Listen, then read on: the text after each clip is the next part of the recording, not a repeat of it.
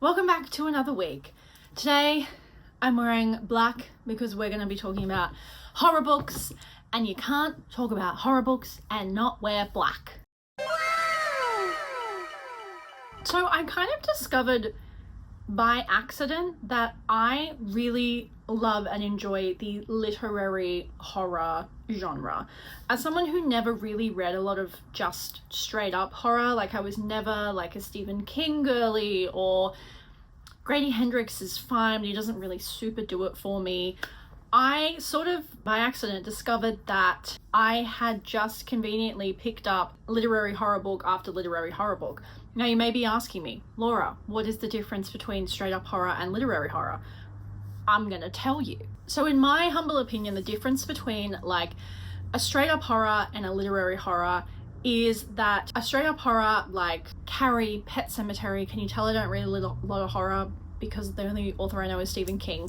We're talking about like a thing or an entity or a ghost that you kind of follow the kind of scary movie plot where, you know, you have your family or your main character who's kind of coasting along. They meet the like scary entity thing, and then you have the big climax, and then you have like the resolution. Literary horror, for starters, often doesn't follow that kind of straightforward plot narrative, but I will also say that 9 times out of 10, the thing that is the most horrific about the book is not necessarily some ghostly entity, but humans, humanity, life, the trials and tribulations of being a human, of being a woman. When you think about it, especially, I'm just going to go on a little tangent here. I think what's really interesting when you think about people who, you know, have periods and can give birth, those things are pretty horrific. Like the chest burster things from Alien is very similar to childbirth. Like you literally have this thing coming out of a hole that's really not, that hole ain't big enough for that thing that's coming out of it. So I think that's the big difference between like classic horror and literary horror, is that literary horror focuses on more of like an abstract horror. The thing that is the scariness at the center of the novel is often not a ghost or a demon or something. It's often the nature of evil and humans themselves. So with that, let's get into some of my favorite literary horror recommendations for you to try out. The first one I'm going to talk about is a fairly recent one for me, and that is The Lamb by Lucy Rose. This was released this year, I'm fairly certain. So The Lamb tells the story of our main character Margot, who is a young girl who lives with her mother in basically like a cabin in the woods. So they sort of live right on the outskirts of town, on the edge of this big beautiful forest that many people go like camping and hiking in. Margot and Mama have a secret, and that secret is that every now and then, when the weather is bad, some lost hiker will stumble across their cabin and look for help, and Margot and her mother will kill them and eat them. You know you're in for a wild ride when like the first sentence of the book is, "On my 4th birthday, I plucked 6 severed fingers from the shower drain." Like this book really just right from day dot is an absolutely wild ride. Lucy Rose never shies away from making the scenes with the food really visceral and quite graphic. So if you're someone who really isn't a fan of like body horror, this is absolutely not the book for you. What I loved about this is it's more, as I mentioned when I talked about literary horror at the beginning, it's so much more, whilst yes, the parts about cannibalism are horrific, the really truly horrifying part of this book is the concept of motherhood and how some people just potentially aren't meant to be mothers. This book really takes a turn when Margot and Mama have a strange woman called Eden show up at their door. Initially they think she's just like one of the other strays, but Ruth, who is the mother, and Eden very quickly fall in love, and Eden sort of worms her way into their life in a very insidious way and starts sort of getting into Ruth's ear and whispering things about motherhood and life and about how she should be so much more than what she is. I loved how this really takes a really hard, deep look at the relationship between mother and daughter, especially when you are at an age where you are essentially dependent on your parent for everything, not only in like a emotional sense, but in an actual physical dependent sense. The way this is written is just so beautiful. I loved how the forest and the cabin itself is almost like a character in of its own right. The cabin especially, having borne witness to all of the atrocities that Mama and Eden go on to commit within the cabin, is so interesting. It's almost like being a fly on the wall, and as they descend more into, I guess, madness, the cabin also kind of falls into more disrepair. I think it takes a real skillful author to weave in the most delicious sounding food, because Eden in the book does love to cook. That is sort of the thing she brings to the metaphorical table, is her ability to whip up really delicious meals. How Lucy Rose manages to twine together these incredibly mouth-watering descriptions of food while also talking about butchering and eating humans. I think that's a real skill, one that not a lot of authors have.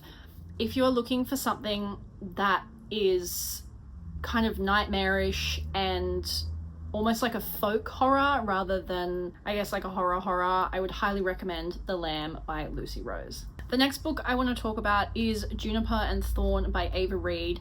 The reason I'm very passionate about talking about this one is because, again, like another book I've talked about on this channel, Our Wives Under the Sea, this was pitched to me as a straight up folk witchy horror book. And I think going into it with that in mind really led to me being kind of let down.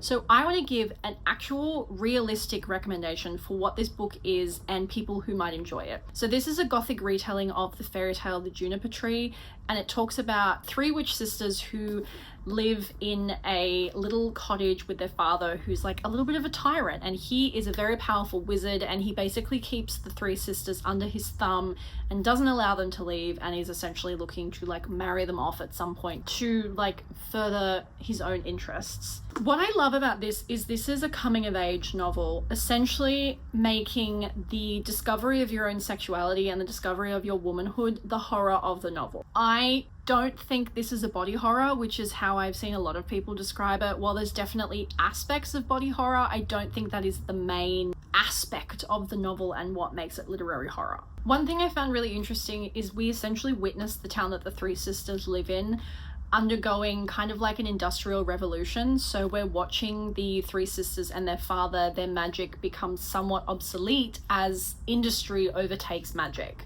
Very similar to The Lamb by Lucy Rose, I would say that the house that the sisters and their father live in is almost like a character in of itself. I loved unraveling the mystery of where their mother has gone and what happened to their mother, and I guess why their father is the way he is. This is a really, really great coming of age story, and discovering your sexuality and discovering your power and discovering, I guess, the power of what it is to be a woman in a patriarchal world, like if we really want to get down to the nitty-gritty. I think this is also a really great cautionary tale of greed. The character of the father, I would say, kind of is a one big giant metaphor for an insatiable hunger and greed in a capitalist society, and I guess it almost serves as a warning for that. If you're wanting to kind of get into literary horror and you're a bit scared of stepping into it, I would say this is a nice little gateway. I don't think this one is particularly scary, and as I said, I'm almost reticent to include it in this list. I just feel like it gets recommended as a horror novel a lot, and so I kind of wanted to give my take on it in the context of a video about horror novels. I would say this is much more of a coming of age and like romance fantasy, but with horror elements, if that makes sense. So if you're looking for something that's a little bit lighter on the horror side, keeping in mind it does still have some like pretty gruesome depictions of violence, just keep that in mind.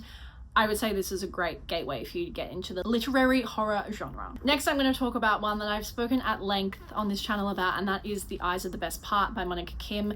This was the book that got me into literary horror, I think. This was one of the first ones I ever read, and I just love this cover so much. It draws you in, and really just kind of that eye really captures you. So this is the story of our main protagonist G1, whose life has just sort of been exploded when her father abruptly leaves both her sister and her mother and goes to start a new life. G1's mother is really struggling to adjust to a life as a single woman, and then suddenly she meets this man called George, who is a white man, and they kind of fall in love, and slowly but surely George worms his way into Ji-won's life. I loved the concept of the fetishization of Asian women almost like as a horror in itself, because I guess that is the main premise of this book, right? George is a white man who fetishizes both Ji-won's mother and Ji-won herself. It's a story of female revenge, and that's another thing that I love so much.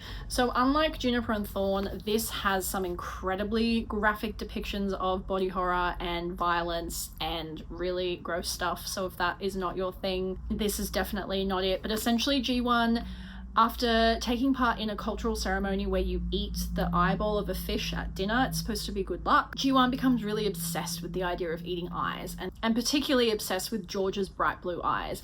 And it's basically Ji-won's spiral into madness, and we love to see it. I loved that this is a horror novel about what it is to be a woman and to have a rage that simmers and grows within you when you have no outlet for that, and how we can often end up, you know, obviously this is fictitious, but how when that anger goes unchecked, it can often leak out in very, very unhealthy, unnatural ways. This is not a particularly long novel, and I think it does a really good job of pacing itself.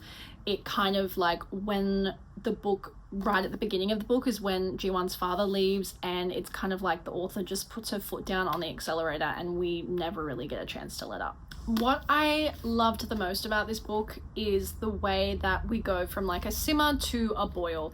So it starts with basically being a family drama, right? A family trying to come to grips with a sudden departure of the patriarchal member of, or the patriarchal pillar of their family, how they adjust to life without Ji-won's father. And then it turns into a female revenge psychological horror where we murder in people. And I think the skillful way that the author slowly turns one story into another is very, very artful and very, very, very clever. Watching Ji-won try to like navigate her family's culture and beliefs in a very Western world is, I think, will ring true for a lot of people. I loved getting to see an Asian American character that was really fleshed out. I think so often when you see these characters that it is that really like stereotypical Asian American character, Ji-won just feels like a world in herself, and Monica Kim has done such a fantastic job of fleshing her out and making her a really, really realistic three-dimensional person. If you're wanting something that is a very clever commentary on culture and like race and our society and how we perceive people that don't fit into like the perfect white view, I would highly suggest The Eyes Are the Best Part by Monica Kim. The next one I want to talk about is, we're getting on a roll here with the cannibalism, but that is Tender as the Flesh by Augustine Bazterrica. I hope I'm Bazterrica. I hope I'm pronouncing this correctly.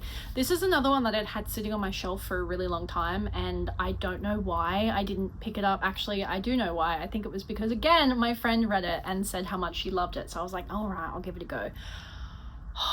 Oh my gosh, I finished this in like a day, because I couldn't put it down, which is really saying a lot for a book that made me physically ill. So in this book, we follow our main character, Marcos, who lives in a world where animals have developed a disease that makes them both inedible but also highly dangerous to humans.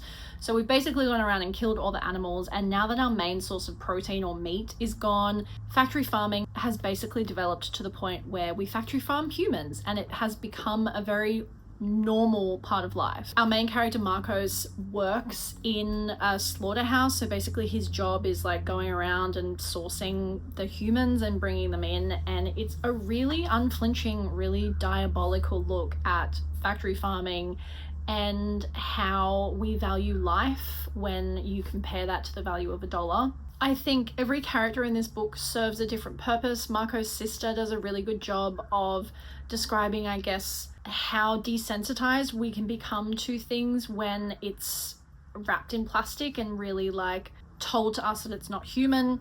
Obviously the humans in this book are not called humans, and they are looked down on even though they are exactly the same as us. If you want something that will make you wildly uncomfortable, Tender as the Flesh will definitely do that.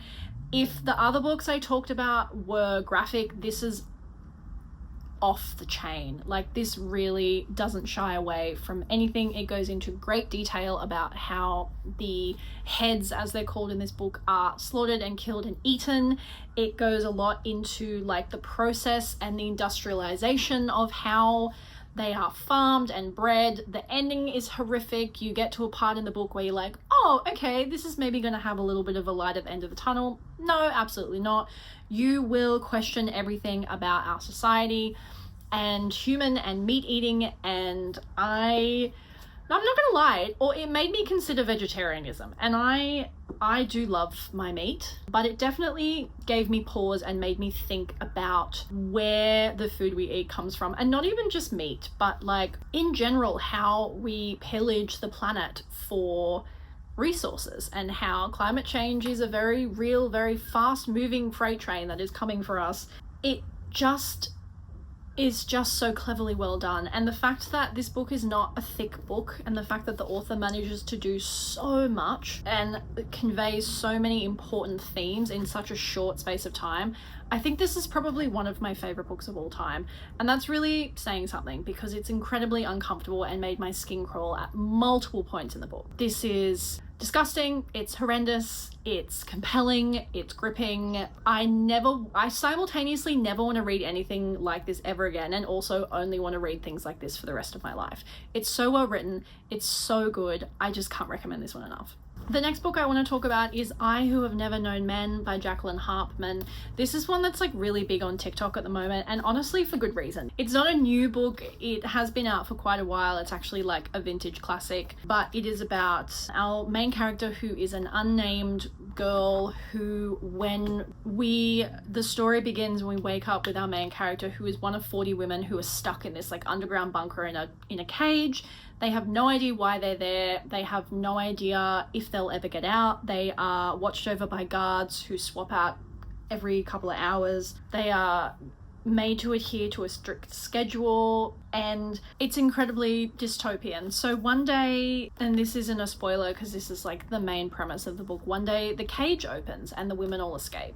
And I can't really say much about what happens next without giving away, I guess, the main plot of the book, but this is just a really harrowing look at a dystopian society and what it means to be human and what makes us human. And this book is bleak and it's sad and it's thought-provoking, and the ending is a real gut punch. It's very interesting to have the world narrated to you by someone who has never experienced it. So while the other 39 women in the cage have lived lives and have vague memories of the lives they had prior to being in the cage, the young girl has no memories. Her memories are only of being in the cage. She has no concept of the outside world. And so having that, when they do escape, like having that narrated to you by someone who has such little understanding of the world around her, is a really interesting perspective of looking at the world. It's just sad. And I think that is what makes it horror. It's not particularly gory, it's not particularly graphic or violent, it's just horrific in its unrelentingness. Is that a word? It's a word now. If I was going to think of something to compare it to, it would have to be The Handmaid's Tale, I guess, in the way that the women are treated as kind of like objects or cattle or not human. But honestly, it really kind of sits in a realm of its own. It's very difficult to place this into a genre. I would say there's probably a lot of people that are going to argue that it's not literary horror, but I say it is, and this is my channel. But seriously, it is probably more leaning on like the dystopian side, but it's just such a beautiful thought piece on what it is to be human and what makes us human when we have that all stripped away and we're just literally people in a cage talking with very little memories of what came before and no idea of what's going to come after. It's very bleak. I've talked about how The Road by Cormac McCarthy has a similar sense of just despair, and I will say that that kind of rings through every page of this book. Every page of this book is dripping in just a resigned despair, and you keep hoping it's going to get better, and then it doesn't. So I would say this is literary horror in terms of it's a horror to read and it's a horror to comprehend the life that this book kind of tries to present.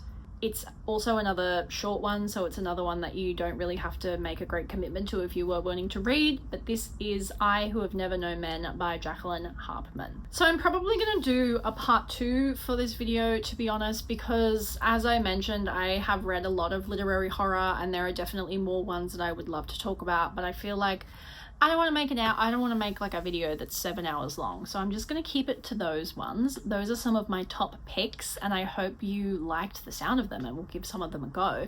If you have any other literary horrors that you think I would enjoy, as usual, please leave them in the comments. Thank you so much for watching. Don't forget to like, subscribe, don't leave a mean comment or I will cry, and I will see you in the next video. Bye!